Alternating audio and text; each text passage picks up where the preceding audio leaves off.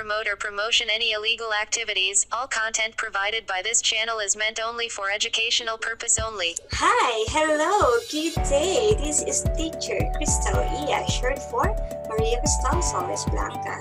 For today's video, we will learn a lot of things, so don't forget to like and subscribe. Stay tuned! Welcome to our class, Philosophical Foundations of Education. This is Maria Cristal Solis Blanca, Master of Arts, major in Educational Management student under Professor Ferdinand Jimeno.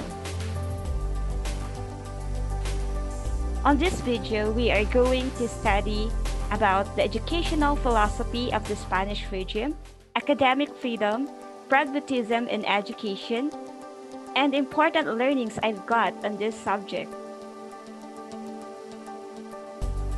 Education during the Spanish regime.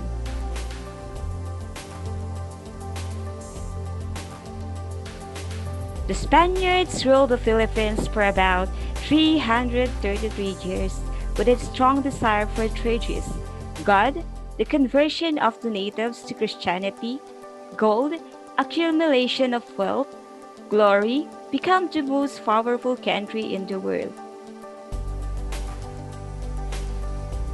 In this regard, education in the Philippines undergone several stages of development, from ancient Filipinos after the present system. Then the Spanish came and the education system became formal. Their objective is to teach the natives the Christian doctrines using the Doctrina Christiana along with catechism.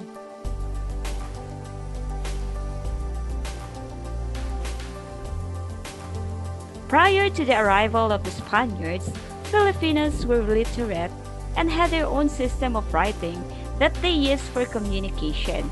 This writing system is often incorrectly referred to as alibata. It is more properly named by bayin, which in Filipino means to spell.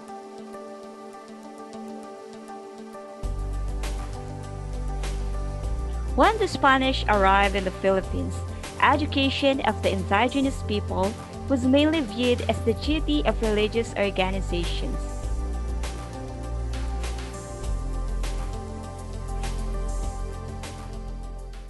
Education was managed, supervised, and controlled by the friars because the focus of education during the Spanish colonization of the Philippines was mainly religious education.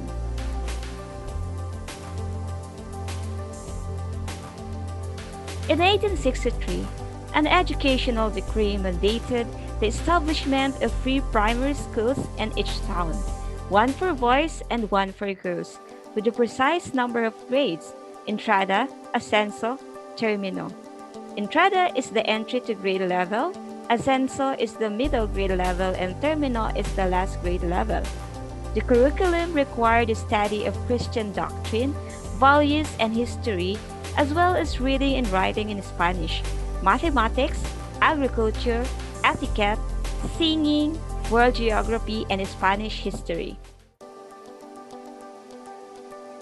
Despite the decree of 1863, basic education in the Philippines remained inadequate for the rest of the Spanish period.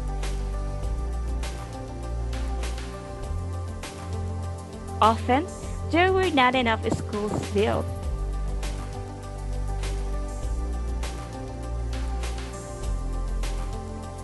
The friars exercised control over the schools, and their teachers obstructed attempts to properly educate the masses, as they considered to be a threat to their hold over the population.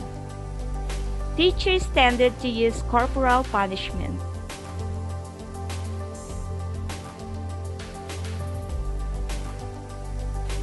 Children skipped school to help with planting and harvesting, or even because their clothes were rugged. Based on our videos, why is it important for us to go back and recall the past educational philosophy of the Philippines? First, it will help you understand how the past shaped the present education system. Secondly, it will help you appreciate the importance of education. So I hope that you learned a lot of things from the first video which I presented. Now let us talk about academic freedom. It is very timely to study this topic because a lot of students are doing their protests because they are voicing out for their academic freedom. So what is exactly meant by the word academic freedom? Academic freedom, it is the freedom of teachers and students to teach, study, and pursue knowledge and research without unreasonable interference or restriction from law, institutional regulations, or public pressure. It gives both students and faculty the right to express their views in speech, writing, and through electronic communication, both on and off campus. So when we are talking academic freedom, we are talking about the freedom of teachers and students to teach and study and pursue their knowledge. Now let us talk about the scope of academic freedom. So what are the scope of academic freedom for teachers and for students? For teachers, it is the freedom of teachers to inquire into any subject that evokes their intellectual concern. It is their freedom to publish their data and conclusions without control or censorship. It is their freedom to teach in the manner they consider professionally appropriate. How about for the student? So what are the scope of academic freedom? For the student, it is the freedom to study subjects that concern them and to form conclusions for themselves and express their opinions. So academic freedom is giving the student the freedom to express their opinions. Now let's talk about the limitations. So what are the limitations of academic freedom? For teachers, academic freedom does not protect faculty members from colleague or student challenges to or disagreement with their educational philosophy and practices. Does not protect faculty to non-university penalties if they break the law. Does not protect them from sanctions for professional misconduct. So just because a teacher is enjoying academic freedom doesn't mean that he is exempted for any professional misconduct, non-university penalties, and challenges or disagreement with their educational philosophies. How about for the student? Academic freedom does not give the student the right to ignore college or university regulations. As a student, they still have to obey. Does not deny faculty members the right to require a student to master course material and the fundamentals of the disciplines that faculty teach. So those are the limitations of academic freedom. I hope that you gain a lot of knowledge from that presentation. Now let's talk about pragmatism in education. What comes into your mind when you hear the word pragmatism? So pragmatism is derived from the Greek word pragma, which means work, practice, action, or activity. Pragmatism is defined as an approach to things that focuses on the practical or logical response.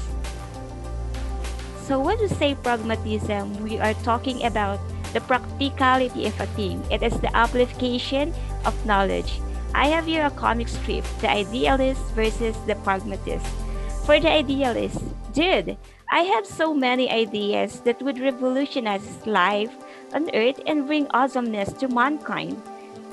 Well, as you can notice to the idealist, he is more on the idea on his mind. He is more on the knowledge on his mind. Well, for a pragmatist, how about you? Just take out the garbage and do the dishes for once. So when you are a pragmatist, you are about the application of things. You are about the reality. So instead of just thinking about so many thoughts, a pragmatist keep on acting and keep on doing his part. For example, if I have to teach the scientific method to my students, I can choose how to teach that. If I have lots of farming students, I can teach the scientific method with experiments designed to be done with livestock or plants. So that is pragmatism, more on the application of the concept in real situation. If I am teaching a student who has modern gadgets where lots of technology are being applied, I can teach the scientific method with technology. The point is, lessons can be designed to be practical no matter what the student lives are. So when we are talking about pragmatism, we are talking about the practical application of knowledge into the lives of our students. I hope I make it clear with you. Now, let us proceed to the last content of these presentations. It is all about the important learnings I've got from this subject. The philosophical foundation of curriculum helps me determine the driving purpose of education, as well as the roles of the various educational philosophies. While all foundations propose to set goals of curriculum, philosophy presents the manner of thinking from which those goals are created. Exploring the historical foundations of curriculum can promote a sense of freedom and encourage educational reform. Reviewing the history of education allows us to step outside of the here and now, gaining a bigger picture and seeing ourselves within it. Realizing that the field of education must remain dynamic in order to be effective. All the educational philosophies serves as the primary foundation and guide for the development of curriculum and the program as a whole.